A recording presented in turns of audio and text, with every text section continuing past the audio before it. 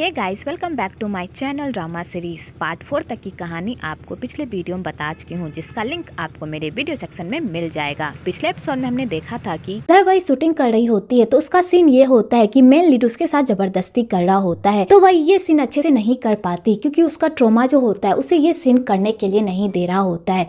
Actually वही का एक पास्ट होता है। वही जब जिंसू से मिलने के लिए आई थी तो उसके दोस्त ने उसके साथ जबरदस्ती करने की कोशिश की थी, लेकिन सही टाइम पर आकर जिंसू ने उसे बचा लिया था। लेकिन वही के दिमाग से ये ट्रॉमा अभी तक नहीं गया होता है, जिस वजह से वो ये सीन अच्छे से नहीं कर पा रही होती है। तो डायरेक्टर उसे खूब डांटती है। तो रॉकी को कुछ अजीब लगता है कि वही इस सीन में कंफर्टेबल महसूस नहीं कर रही। आगे वो लोग फिर से वही सीन करते हैं तो वही फिर से पैनिक करने लगती है। तो रॉकी इस बार वही को संभालता है और उसे कहता है, मैं तुम्हारे साथ कुछ नहीं करूंगा, प्लीज शांत हो जाओ। तो वही रॉकी की आंखों में जिस तरह देखती है वो शांत हो जाती है और वो दोनों अच्छे से ये सीन कर पाते हैं। तो डायरेक्टर उन दोनों के सीन को देखकर बहुत ही खुश होते हैं और डायरेक्टर रॉकी को कहती है, तुमने बहुत ही अच्छा किया, मुझे नहीं लगा था कि तुम इतना अच्छा सीन कर पाओगे। आगे वही भी रॉकी को थैंक्स कहती है और कहती है, तुम्हारी वजह से मैं ये सीन अच्छे से कर पाई, थैंक यू सो मच। आगे वही फिर से जिंसू के घर जाती है और उसे कॉल करती है, पर वही जिंसू के घर के अंदर नहीं जा पाती क्योंकि उसे लगता है कि कोई नजर रखे हुआ है। तो वो जिंसू को कॉल करती है। पहले तो जिंसू कॉल नहीं उठाता,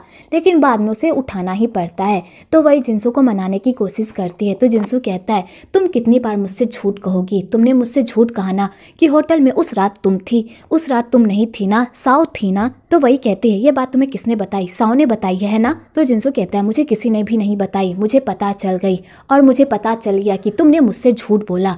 मैं तुम जैसी झूठी लड़की पर अब दोबारा कभी भी भरोसा नहीं करूंगा। तो वही जिंसू को समझाने की कोशिश करती है और उसे ये भी कहती है कि मुझे लग रहा है कि कोई मेरा पीछा कर रहा है। तो जिंसू कहता है, ये भी तुम्हारा नाटक ही होगा, मुझे अपने पास रखने का है ना, मैं तुम्हारी अब किसी भी बातों पर भरोसा नहीं करूंगा। और जिंसू कॉल कट कर देता है। इधर जिंसू साओ का पीछा करता है ताकि वो ये पता लगा सके कि साओ सच में प्रेग्नेंट है कि नहीं। तो वो देखता है कि साओ हर जगह प्रेगनेंसी वाला ही सामान खरीद रही है, पर जिंसू को बिलीव नहीं होता। लेकिन जब साओ हॉस्पिटल जाती है तो जिंसू को पूरी तरह यकीन हो जाता है कि साओ उसके बच्चे की माँ बनने वाली है। पर यहाँ की स्टोरी तो कुछ और ही होती है। एक्चुअली साओ रीना से मिलने के लिए गई होती है क्योंकि रीना की तबीयत बहुत ही खराब होती है और ये सब उसकी और रेन की वजह से होती है। एक्चुअली रीना उन दोनों को एक साथ देख लेती है और उसे लगता है वो दोनों अभी भी रिलेशनशिप में है, इसलिए वो दोनों छुप छुपा कर मिल रहे हैं उससे और वो दोनों उसे धोखा भी दे रहे हैं।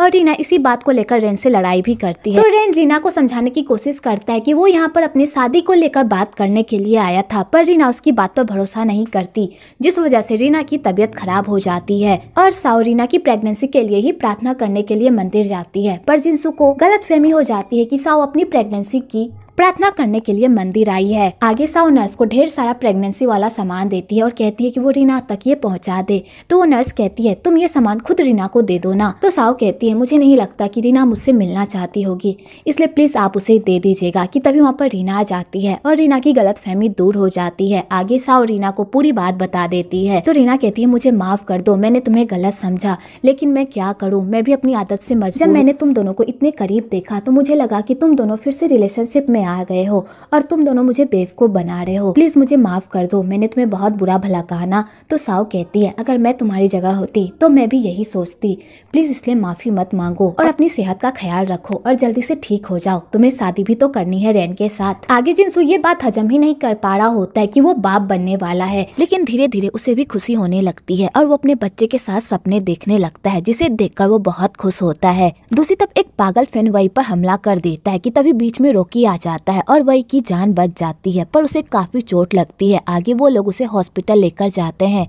तो वही को जैसे ही होश आता है तो वो डिस्चार्ज होने की बात करती है। तो रॉकी कहता है, तुम ऐसी हालत में कहाँ जाओगी, तुम्हारा हॉस्पिटल में ही रहना ठीक होगा, इसलिए चुपचाप यहीं पर हो।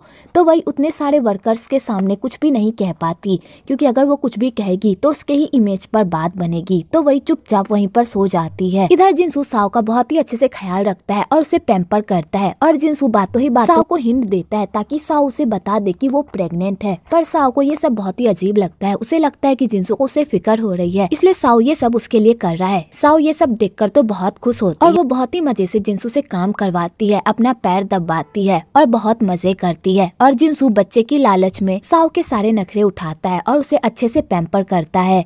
इधर हॉस्पिटल में सारे लोग सो जाते हैं तो वही इसी मौके का फायदा उठाकर हॉस्पिटल से भाग जाती है जिनसू से मिलने के लिए, और जिनसू से मिलने के लिए उसके खिड़की के बाहर जिनसू को बुलाती है। तो जिनसू वही को अपने घर के बाहर देखकर पूरी तरह शॉक्ड हो जाता है और वही को कहता है तुम्हें यहाँ से जाना चाहिए, अगर किसी रिपोर्टर ने तुम्हें यहाँ पर देख लिया तो बहुत बड़ा बवाल हो जाएगा, और मैंने तुमसे पहले ही कहा था कि मैं अब तुमसे कोई भी रिश्ता रखना नहीं चाहता, इसलिए प्लीज मेरी लाइफ में और प्रॉब्लम खड़ी मत करो। कि तभी वहाँ पर साओ आ जाती है। तो जिनसू वही से साओ को छुपाने की कोशिश करता है ताकि साओ को कोई गलत फहमी ना हो, पर साओ को पता चल जाता है, आगे उन लोगों को पता चल जाता है कि वही को चोट लगी है। तो जिनसू को बहुत ही बुरा लगता है और वो कहता है तुम्हारी तबीयत इतनी खराब थी तो तुम यहाँ पर क्यों आई, तुम्हें हॉस्पिटल में ही रहना चाहिए ना और अपना ख्याल रखना चाहिए। तो वही कहती है मुझे हॉस्पिटल में अच्छा नहीं लग रहा था, मुझे तुम्हारे पास आना था, मुझे तुम्हारे पास ही सुकून मिलता है। और वही जिनसू को इमोशनली अपनी तरफ अट्रैक्ट करने लगती है। तो जिनसू को भी बुरा लगने लगता है और साओ को भी उन दोनों को एक साथ देखकर बहुत बुरा लगता है,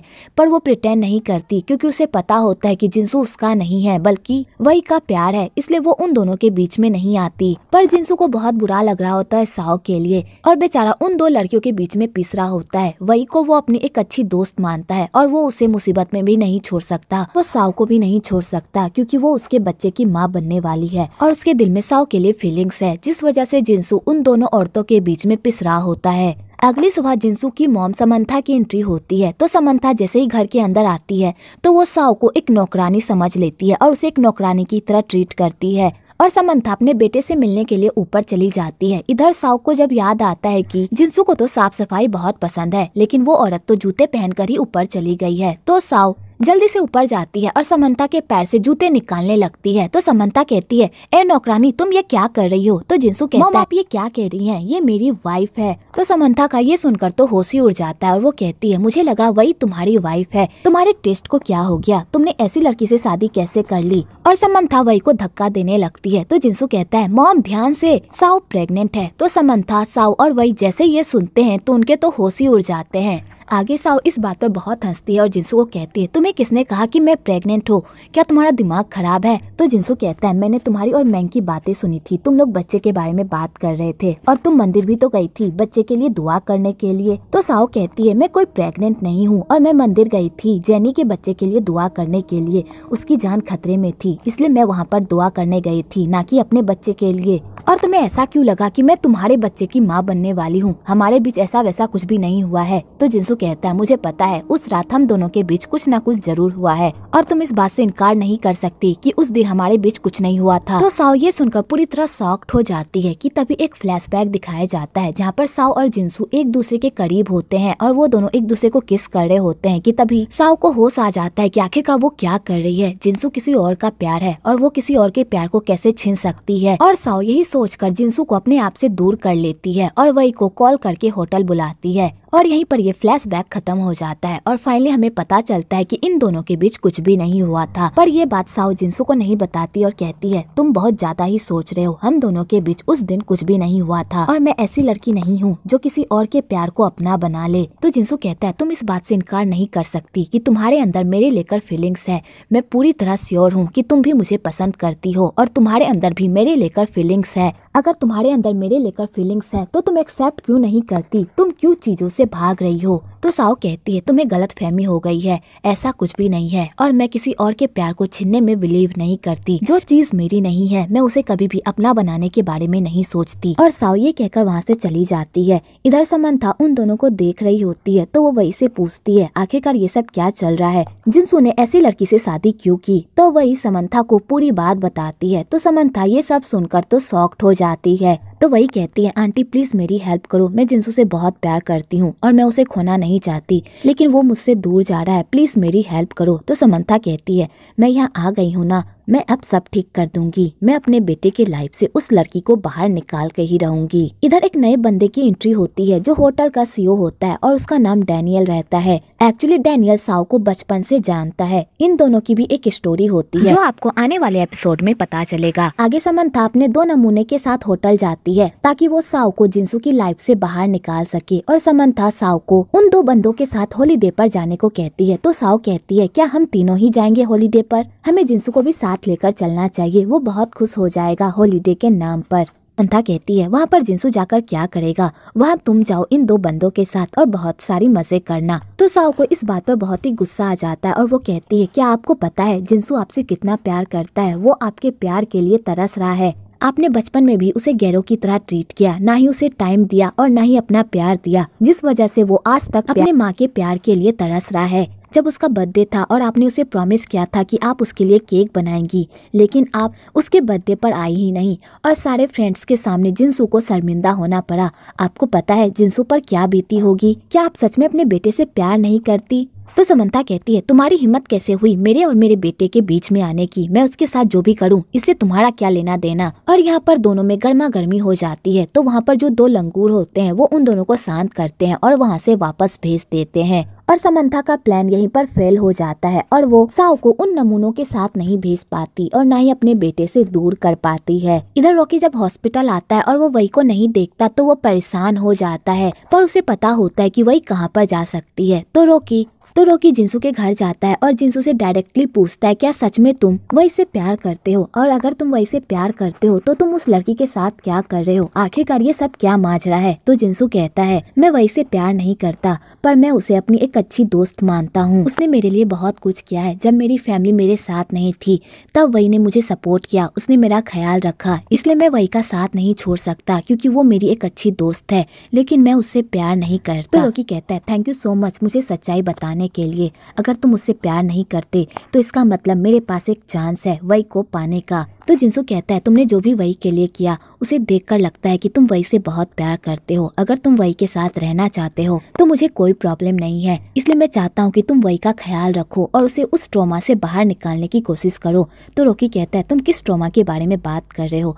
तो जिंसू रॉकी को ये बात बताने ही वाला होता है कि उसके फ्रेंड ने वही के साथ क्या किया और वो किस ट्रॉमा से गुजर रही है। उससे पहले ही जिंसू को ऑफिस से कॉल आ जाता है क्योंकि उसने एक मैगजीन इंटरव्यू में अपना अपॉइंटमेंट दिया होता है और वो आज का ही होता है। तो जिंसू पहले तो उस अपॉइंटमेंट को कैंसिल करने वाला होता है, पर रॉकी कहता है तुम जाओ और अपना इंटरव्यू दो और वही की फिक्र मत करो, मैं उसका ख्याल रख लूंगा। तो जिंसू कहता है थैंक यू सो मच। आगे जिंसू सौ को कॉल करता है और कहता है जल्दी से ऑफिस आ जाओ, आज हम दोनों का इंटरव्यू है। तो सौ पहले तो आने से मना कर देती है। तो जिंसू से अपने कॉन्ट्रैक्ट का आर्टिकल बताने लगता है कि कॉन्ट्रैक्ट में ये लिखा हुआ है कि हम दोनों को एक दूसरे की इमेज को प्रोटेक्ट करके रखना है। तो बेचारी साओ को मजबूरन जिंसू की बात माननी पड़ती है। इधर रॉकी वही का बहुत ही अच्छे से ख्याल रखता है, तो वही को बहुत ही अच्छा लगता है कि रॉकी उसकी इतनी फिक्र कर रहा है। आगे जब वही को पता चलता है कि उसे बचाते टाइम रॉकी को भी चोट लग गई थी तो उसे बहुत ही बुरा लगता है। तो वही रॉकी के जख्म पर दवाई लगाती है। तो रॉकी कहता है मुझे पता है जिंसू तुम्हारा बहुत ही अच्छे से ख्याल रखता है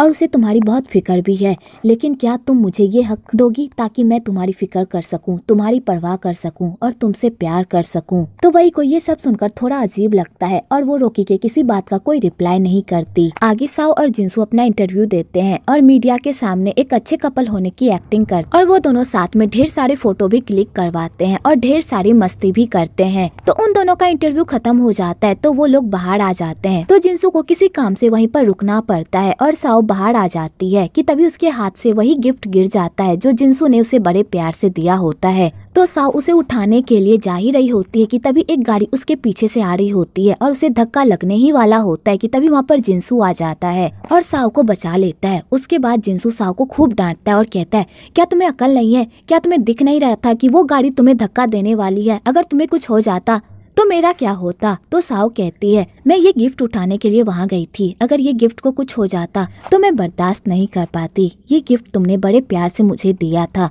तो मैं इसे कैसे कुछ होने देती। तो जिंसू ये सब देखकर बहुत ही खुश होता है और कहता है जब तुम मेरा दिया हुआ सामान अपने आप से दूर नहीं करना चाहती तो फिर तुम मुझे अपने आप से क्यों दूर भेज रही हो। मुझे पता है तुम्हारे अंदर भी मेरे लिए फीलिंग्स है, लेकिन तुम एक्सेप्ट नहीं कर रही, आखिरकार ऐसा क्यों कर रही हो। तो साओ कहती है मुझे इस बारे में कुछ भी नहीं कहना, मुझे काम पर जाना है। और साओ जिंसू के किसी भी बात का जवाब दिए बिना वहाँ से चली जाती है।